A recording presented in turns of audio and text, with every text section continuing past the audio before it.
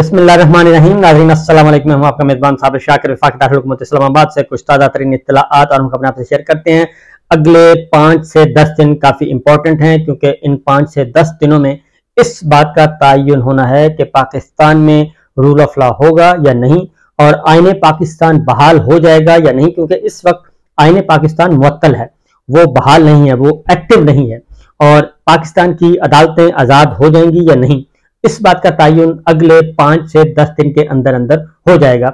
उसकी वजह यह है कि अब बहुत टाइम भी गुजरता जा रहा है और बहुत क्लोज हो गया है 90 दिन के अंदर इलेक्शन करवाने का मामला, क्योंकि 54 दिन कम से कम दरकार हैं शेड्यूल के लिए और 54 दिन में 6 दिन और ऐड कर लें तो तकरीबन 60 दिन बनते हैं।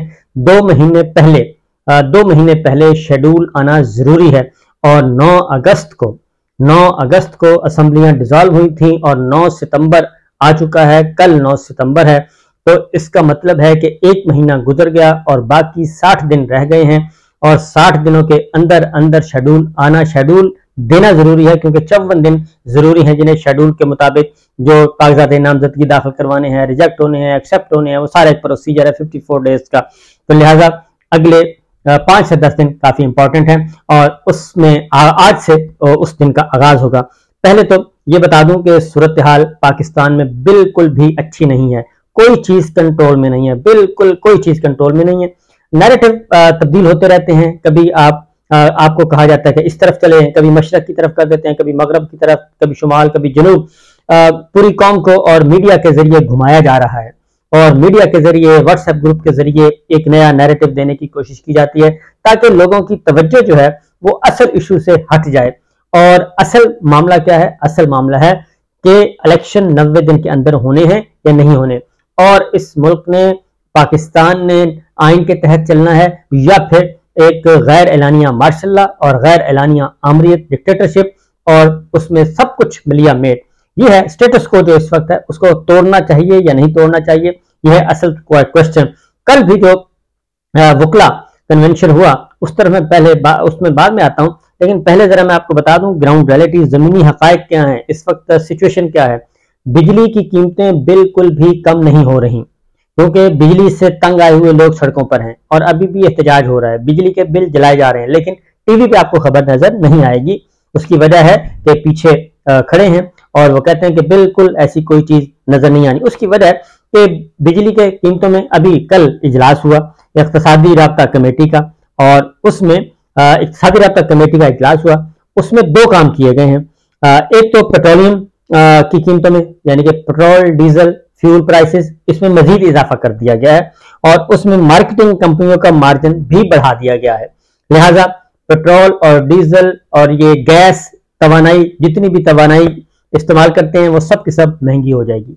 ना बिजली सस्ती होगी, ना पेट्रोल सस्ता होगा, ना डीजल सस्ता होगा, ना गैस सस्ती होगी। लिहाजा ये मजीद आप कोशिश करेंगे कि आपको मजीद बोझ डाला जाए। पहली बात है, एक प्रेस कॉन्फ्रेंस हुई क्योंकि ये पूरी कौम जो है इस वक्त पूरी निगरान हुकूमत ने पूरी कौम को एक साइड पे लगाया हुआ है। वो ये है कि 25 अरब डॉलर सऊदी अरब से आ रहे हैं, 25 अरब डॉलर यूएई से आ रहे हैं, 25 अरब डॉलर कुवैत से आ रहे हैं, 25 अरब डॉलर कतर से आ रहे हैं, 100 अरब डॉलर आ रहा है जी। ये निगरान हुकूमत, निगरान वजीर आजम ने भी गैर मुल्की ज़राए ब्लॉग से बात की और हमारे जो वज़रा हैं, काबीना निगरान वज़रा जो हैं, वजीर इत्तलात हैं, बाकी वो सारे के सारे ये नवीद सुना रहे हैं कि जनाब 25 अरब डॉलर आ गया, 100 अरब डॉलर आ रहा है, इसलिए यहाँ पे दूध और शहद की नहरें बहेंगी। तो पहली बात तो यह है कि अभी तक ऐसी कोई चीज मुमकिन नहीं है क्योंकि केयर टेकर सेटअप और पाकिस्तान के अंदर ना मुआशी इस्तेहकाम, ना सियासी इस्तेहकाम, ना आईनी इस्तेहकाम, ना अदालती इस्तेहकाम, क्योंकि चेक किया जाता है कि जिस मुल्क में हम सरमायाकारी करने जा रहे हैं वहां का स्टेटस क्या है। गिलगित बल्तिस्तान में अभी तक सूरत हाल कशीदा, कश्मीर में सूरत हाल कशीदा, बलूचिस्तान में सूरत हाल कशीदा, और ये हम पे पाक अफगान बॉर्डर पे हमले हो रहे हैं, पाक ईरान बॉर्डर पे हमले हो रहे हैं, और अब तो चित्राल वाला जो वाकया हुआ उससे भी खतरनाक है। अमन अमान की सूरत हाल हमारी ये है। और ये इन्वेस्ट कहाँ पे होना है? 25 अरब डॉलर कहाँ पे इन्वेस्ट होने हैं? ये बलूचिस्तान में होने हैं। मेजॉरिटी जो मैक्सिमम जो अमाउंट रिकॉर्ड वाले मामले की है, तो इसलिए ये डाइवर्ट किया जाता है कि कौन इधर लग जाए उधर लग जाए, बस खुशियां, एक मसनूई किस्म की खुशियां दे दी जाएं। अब असल में लोगों का मसला ये है कि लोग अब सोशल मीडिया पे आ गए हैं, डिजिटल मीडिया पे आ गए हैं, इसलिए अगला जो क्रैकडाउन है वो सोशल और डिजिटल मीडिया पे होगा। तो लिहाजा ना ही बिजली महंगी, ना ही बिजली सस्ती, बल्कि बिजली में की कीमतों में इजाफा हो रहा है।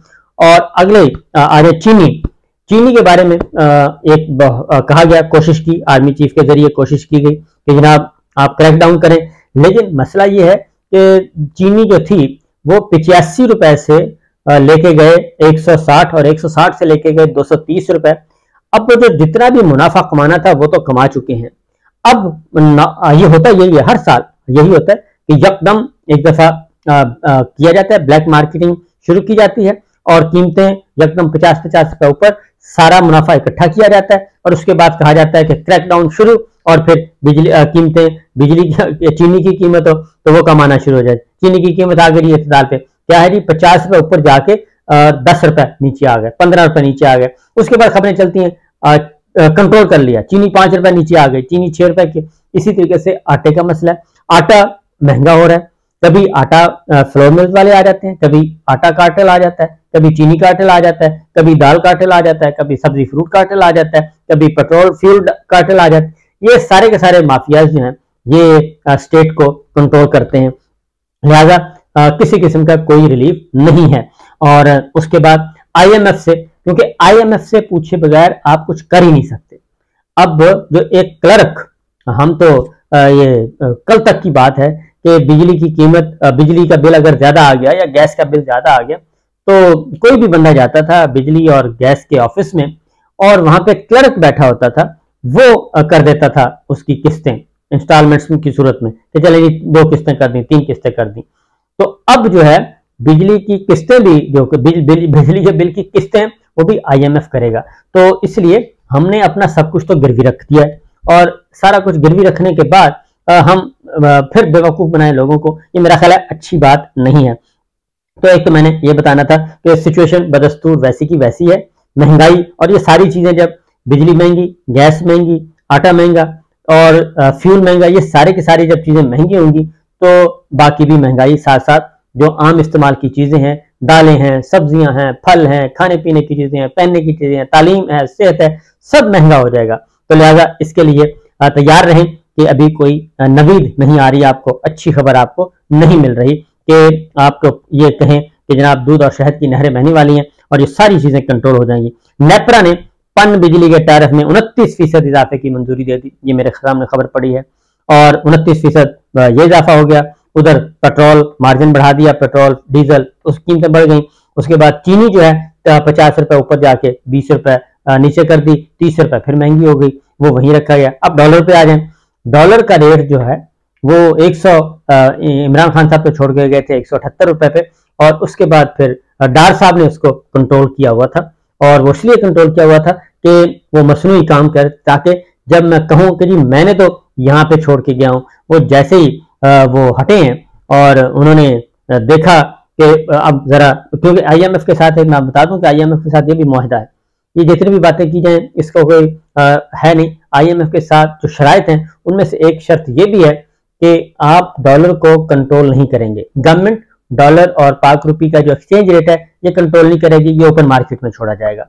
ओपन मार्केट पे छोड़ेंगे, ओपन मार्केट डिसाइड करेगी कि इसमें क्या होना चाहिए, कभी ऊपर आ जाता है, कभी नीचे आ जाता है। एक बात दूसरी बात है, कोरखम बॉर्डर कल से 2 दिन से सील है, बंद है। इस वक्त सिचुएशन क्या है मैंने चेक नहीं की, लेकिन वहां पे भी कशीदगी है। सारी की सारी खुशहाली हमारी उधर जा रही है, स्मगलिंग हो रही है, और ये मैं आपको बता दूं स्मगलिंग रुक नहीं सकती, और ये उसकी वजह है कि ये बहुत बड़ा खेल है, और करोड़ों का नहीं अरबों का खेल है, और ये ऊपर से लेकर नीचे तक, नीचे से लेकर ऊपर तक और ऊपर से लेकर नीचे तक ये सारे खाने पीने वाले वहां पे हो जाते हैं, एक हो जाते हैं। लिहाजा ये जहन में रखिएगा। अब आते हैं सूरत हाल जो है दूसरी उस्ताद जो आन पड़ी है वो भी देखते हैं, लेकिन पहले मैं आपको एक बात बता दूं कि ये सारी सूरत हाल तो अपनी जगह पे चल रही है, लेकिन इसी दौरान आईएसपीआर के मुताबिक कोर कमांडर्स कॉन्फ्रेंस हुई है, 259वीं कोर कमांडर्स कॉन्फ्रेंस मुनक्किद हुई है, जिसमें शुरका ने मुसल्लह अफवाज, कानून नाफिज करने वाले इदारों के अफसरान, जवान और सिविल सोसाइटी के शोहदा जिन्होंने मुल्क की हिफाजत, सलामती और वक़ार के लिए अपनी जानों का नजराना पेश किया, उनकी अजीम कुर्बानियों को जबरदस्त खराज तहसीन पेश किया। शोहदा के बारे में जी सब सैल्यूट करते हैं। शोहदा, शोहदा की फैमिली, शोहदा का खून वो कभी रायगा नहीं जाएगा। और ये शोहदा का खून ही है कि जिसकी वजह से पाकिस्तान अब तक महफूज है, बचा हुआ है। और उसकी रीज़न है दहशतगर्दी के खिलाफ जंग में पाकिस्तान के कोने कोने से जो है वो शहीद उठे हैं। वो खा वो फ़ौज पाकिस्तान, पाक फ़िज़ाइया के थे, पाक बहरिया के थे, और बर्री फौज के थे, IB के थे, ISI के थे, MI के थे, FI थी, पुलिस, रेंजर, FC, यानी इवन हमारे स्कूल असातिज़ा, टीचर, जर्नलिस्ट, सब ने कुर्बानियाँ दी हैं। तो लिहाजा शोहदा पे तो कोई एतराज़ है ही नहीं, और शोहदा को तो हर कोई सैल्यूट करता है। मसला आता है जब पॉलिटिकल इन्वॉल्वमेंट होती है हमारी अस्करी लीडरशिप की।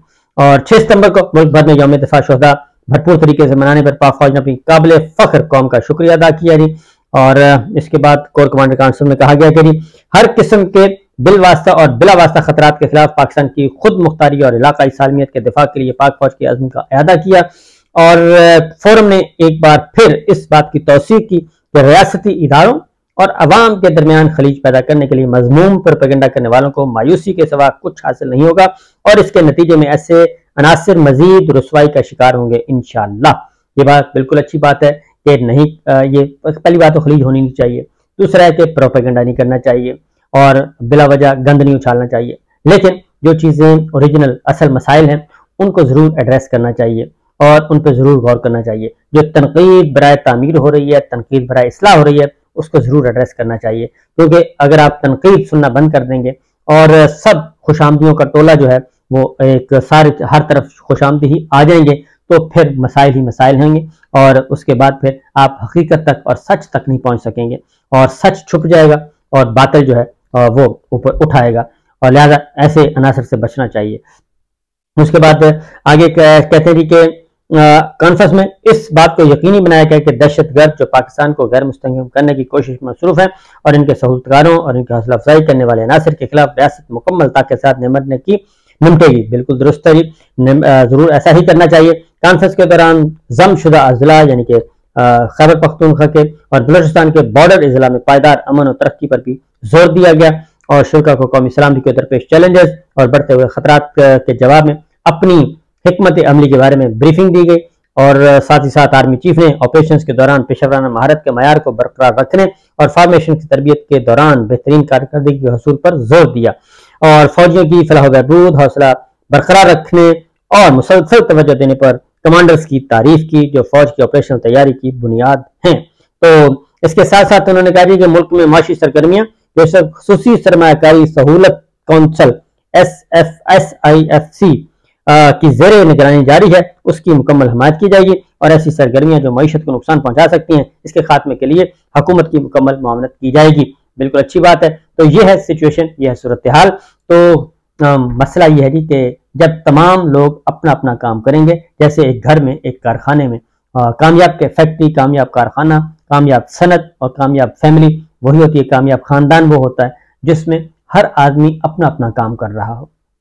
जिसका काम खाना पकाना है वो खाना पकाए, जिसका काम सौदा सर्फ लाना है वो सौदा सर्फ लाए, जिसका काम रोजगार पे तवज्जो देना है वो रोजगार की तवज्जो दे, और जिसका काम सफाई सुथराई है वो सफाई सुथराई करे।